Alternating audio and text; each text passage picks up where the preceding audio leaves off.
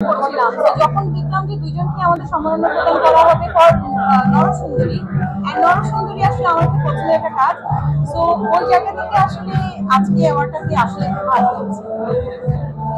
ভাইয়া আপনার কাছে প্রশ্ন, অভিনেত্রী হিসেবে তানজিন তিশাকে আপনি কিভাবে বর্ণনা করবেন? উনি তো অনেকদিন ধরে কাজ করছেন, সফল অভিনেত্রী, সেই জায়গা থেকে আপনি কি না সফল না, আরো অনেক কিছু করা আছে। অভিনেত্রী হিসেবে আমার ওর সাথে আমার যে অনেকগুলো কাজ হয়েছে, ম্যাক্সিমাম কাজই হচ্ছে আল্লাহর রহমতে আমরা খুব ভালো ফিডব্যাক পাইছি। এবং নারী বেজ যে কাজগুলা, পুতুলের সংসার, নরসুন্দরী, রিক্সা গার্ল, বাইকার গার্ল, লাস্ট যে নরসুন্দরী, এটাতে আসলে মানে ক্যারেক্টার হয়ে ওঠার যে চেষ্টাটা, এটা ওর ভিতরে অনেক মানে ও কষ্টটা করে আর কি, কাজটা করার জন্য পরিশ্রমটা করে। তো আমি আমার ফ্রেমে সেটা ঠিকঠাক ভাবে পাই, আমি চেষ্টা করি আর কি। মানে নারী প্রধান গল্প দর্শকের কাছে যেরকম পরিচিত মানে হয়ে উঠেছে, তানজিন তিশার নারী প্রধান গল্প খুব ভালো করেন, সেটা রিঙ্কু ভাই থেকে আসা। আর রিঙ্কু ভাই সাহস করেছে আমাকে নিয়ে নারী প্রধান গল্পে কাজ করার, যার কারণে কিন্তু এখন আসলে মানুষ এক্সপেকটেশন নিয়ে বসে থাকে কবে আমরা একটা নারী প্রধান গল্প নিয়ে কাজ করবো। তো এই জায়গা থেকে আই এম ব্লেসড যে আমি রিঙ্কু ভাইয়ের গল্পে আসলে কাজ করতে পারি। এই তো 24 কেমন কাজ? 24 আপস এন্ড ডাউন আসলে সব জায়গায় থাকে, সো আপস এন্ড ডাউন সব জায়গায় ছিল, আছে। সো আমি তো আলহামদুলিল্লাহ ভালো ছিল, কারণ আমি সবসময় ভালোটা পিক করি, খারাপটা না।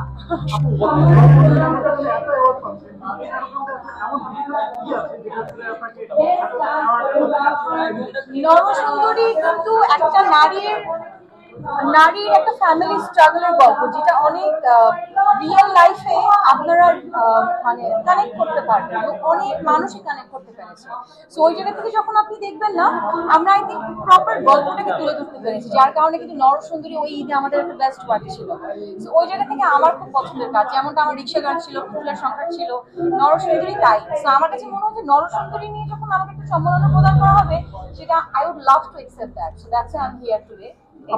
আমাদের সমাজে অনেক মেয়েরাই হচ্ছে ফ্যামিলি থেকে বিকাশ করে যাওয়ার সময় তখন আসলে তারা নানা ধরনের খারাপ পথ বেছে নেয় বা হচ্ছে পরিস্থিতির শিকার হয়। এই বিষয়টা আসলে কিভাবে দেখেন আপনি, বা